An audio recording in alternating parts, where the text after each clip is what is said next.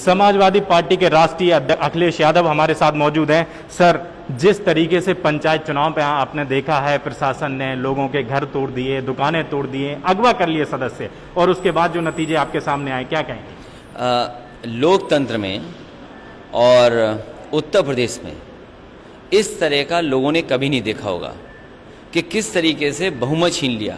जो सदस्य अपने हिसाब से मतदान करना चाहते थे उन पर जांचें हुई, मुकदमे दर्ज हुए, कईयों पे 376 लगा दिया गया, कईयों को इतना धमकाया गया कि अगर नहीं वोट दोगे तो तुम्हारे परिवार के लोगों को जेल भेज देंगे। और पैसे का खुला खेल इतना भारतीय जनता पार्टी ने किया, और उसका परिणाम देखिए कि आज भारतीय जनता पार्टी ये दावा करेगी सबसे ज़्यादा उनके पास अध्यक्ष हैं। लेकिन भारतीय जनता पार्टी ये भी याद रखे, जनता जिस दिन सरकार बदल देगी उसके बाद उनके पास एक भी जिला पंचायत अध्यक्ष नहीं बचेगा।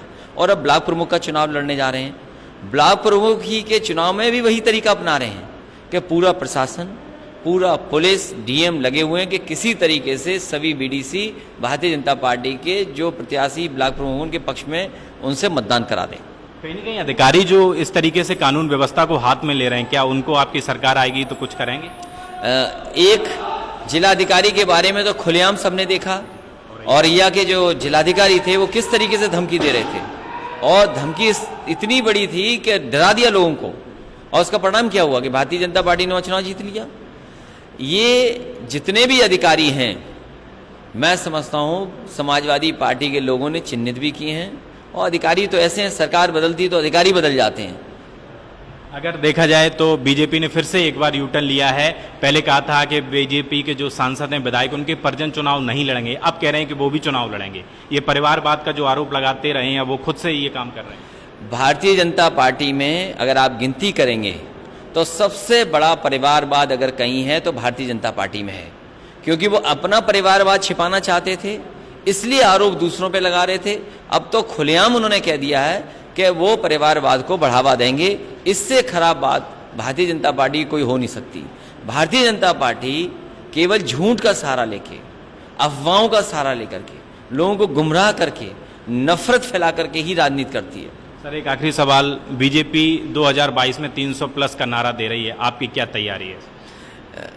इस बार जनता भारतीय जनता पार्टी को हटाने जा रही है, और जो सपने देख रहे हैं वो सपने कभी भारतीय जनता पार्टी के पूरे नहीं होंगे, क्योंकि उत्तर प्रदेश की जनता को धोखा मिला है। भारतीय जनता पार्टी ने जनता को भरोसा दिलाया था किसानों की आय दोगुनी हो जाएगी, नौजवानों को नौकरी मिलेगी, रोजगार मिलेगा। ये तमाम सवाल हैं जो भारतीय जनता पार्टी ने जनता के बीच में संकल्प पत्र के माध्यम से रखा था। आज महंगाई बढ़ा दी है, आज कोई इन्वेस्टमेंट उत्तर प्रदेश में नहीं आ रहा, गंगा माँ वैसी की वैसी गंदी हैं।